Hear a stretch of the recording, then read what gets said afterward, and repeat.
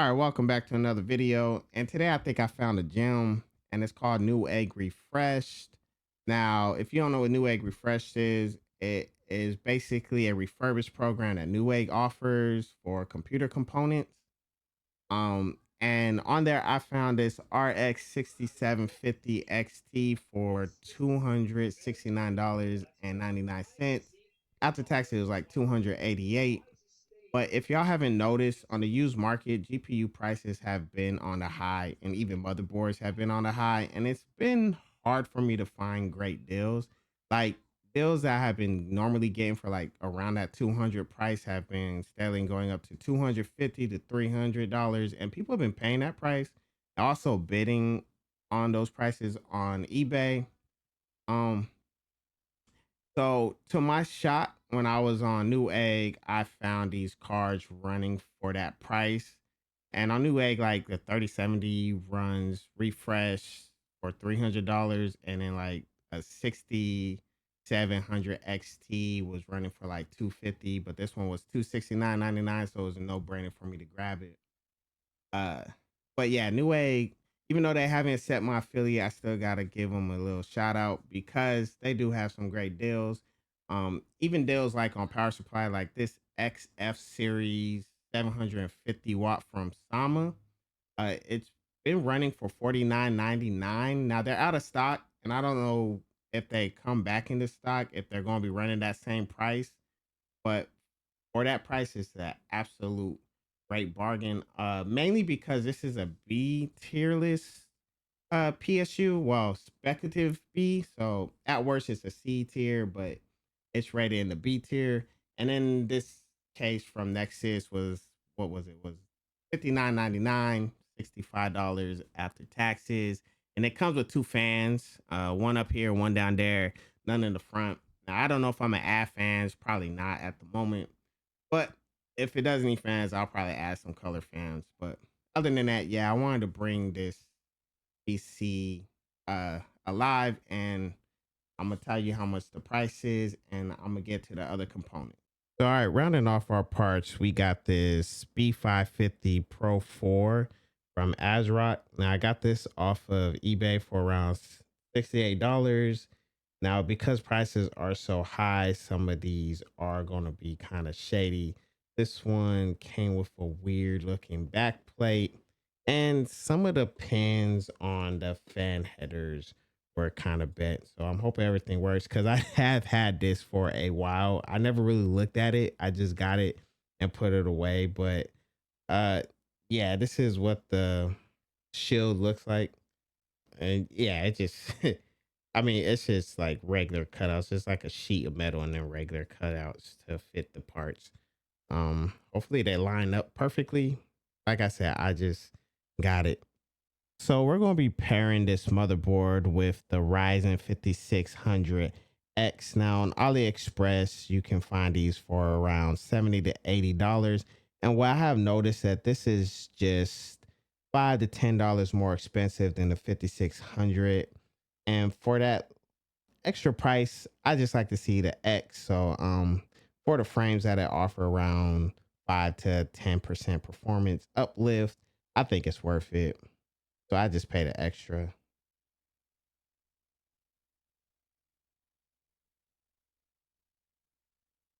And then this RAM is the V color RAM. This is DDR4 clocked at 3600 megahertz, and it's a 8 gig stick. I got two sticks for only $30. What I like about this RAM is it is RGB, but the metallic color on it looks real nice, and it got some weight to it, which might be a good thing or a bad thing. Right now, it's just showing my fingerprints on there, so that might be a bad thing right there. I have to wipe it off before I sell it.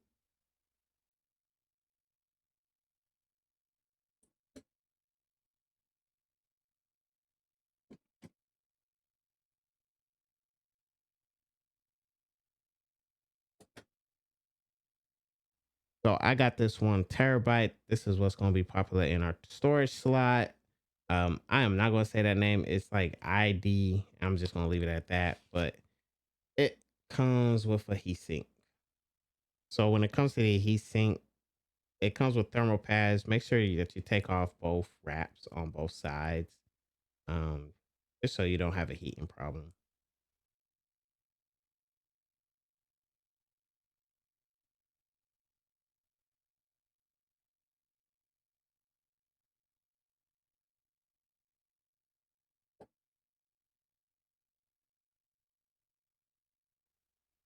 This is going to be cooling our Ryzen 5 5600X.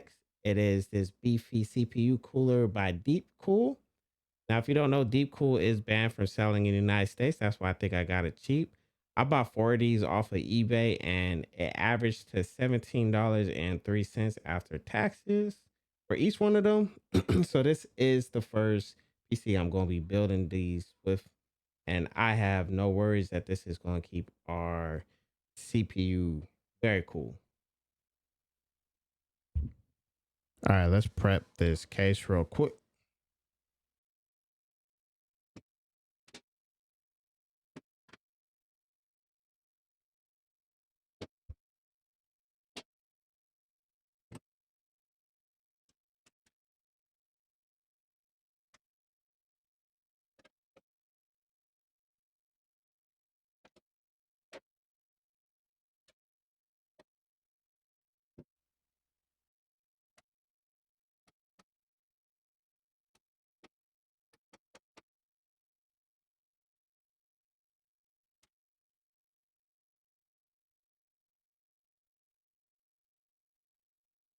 Oh, y'all don't know how much I love this. So this is the front panel. This is for your power and everything, and it's just one slot. I love when cases do that. It just makes it a lot easier to install.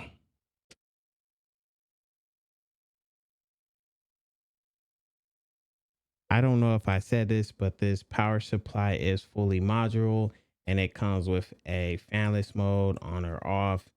What's cool about this is it does feel heavy, so it feels like there's some good components into it. And instead of putting the sticker on the side, it kept the FX label on there. So if this was a case that showed it, you would just be seeing the XF label on there instead of the numbers and all that good stuff.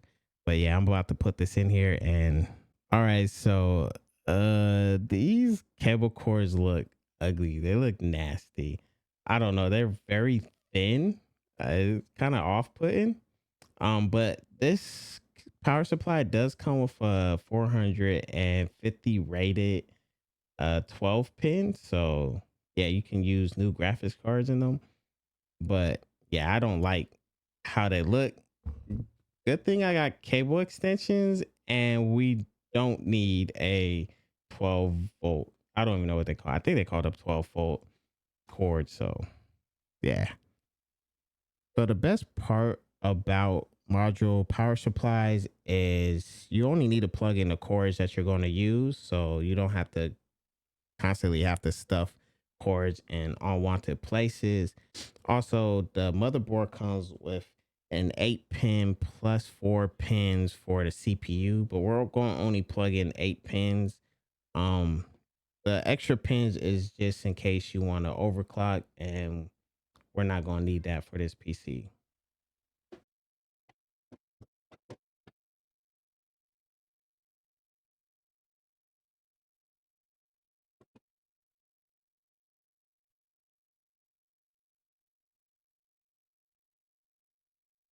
All right, it's booting, and I'm hitting delete so I can get into. Yep, there you go, the BIOS. Hit tweaker. Set XMP, and that should be it. It's always nice to see that everything works. It boots, and we're going to get into testing. So when it comes to Marvel Rivals settings, I have it on borderless windows, AMD FSR, quality resolution, no frame gen, no latency mode. And then on the graphics, I have a mixed graphics. So mixed from high, medium to lows. SSG, screen space reflections, and then high, medium, low, medium. So yeah.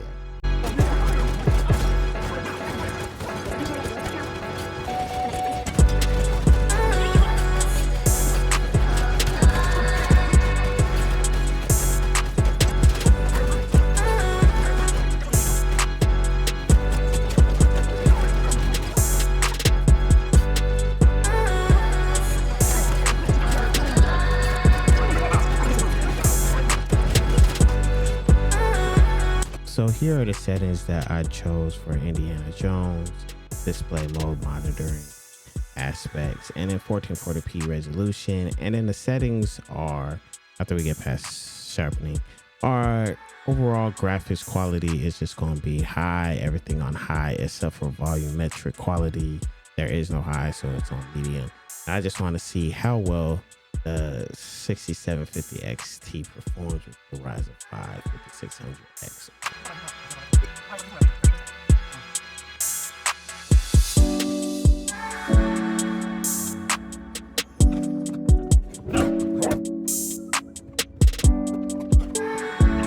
Sorry, let's roll it.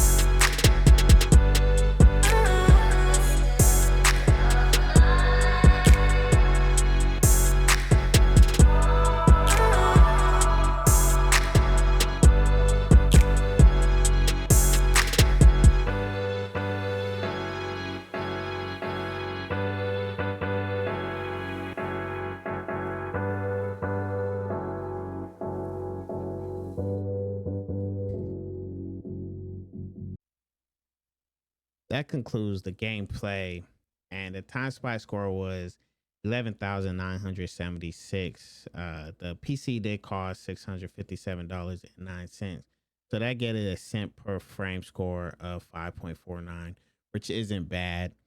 Now I do want to talk about the GPU real quick because it did come off a NEWEGG refreshed, and it was definitely worth it at that price range. Because like I said, I wasn't even finding it cheaper on eBay. And with NEWEGG refresh, it does get the NEWEGG stamp of approval. Now I don't know if all their cars get an excellent grade like this one does, because I don't know if y'all were watching the games or if y'all saw the time frames on the game. There's a little time frame thing I had on there. It never spiked up. Like the gameplay was steady and smooth no matter what game I played.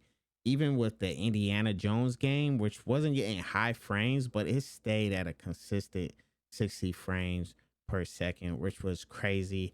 And a card looked brand new. I mean, if I would have bought a brand new card and had them next to each other, you could not tell a difference on which car was refreshed or which car was brand new. Let's take a look at the PC that I want to talk about. Now, the PC case only came with two fans, one for exhaust, one for intake, and I did not add no fans up front. There is no RGB. This is probably like the first PC I ever built without RGB, so that's crazy. Except for the RAM, which looks like an eyesore. It kind of throws me off because it's a little color on the RAM, and then behind the motherboard has a little color, but that's the only color in there. Now the RAM I chose because it had 3600 megahertz. It was the only RAM I had with 3600 megahertz.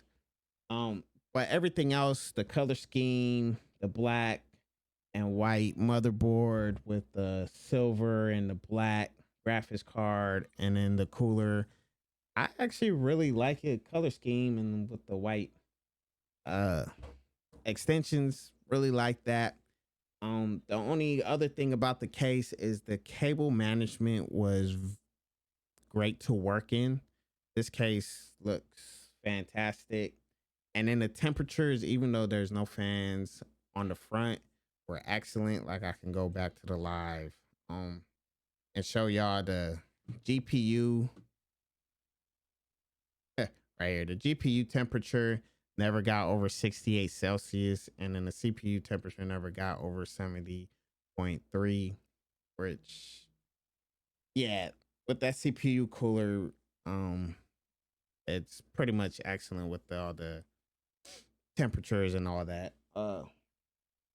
But yeah, I would definitely buy this case again, especially for that price.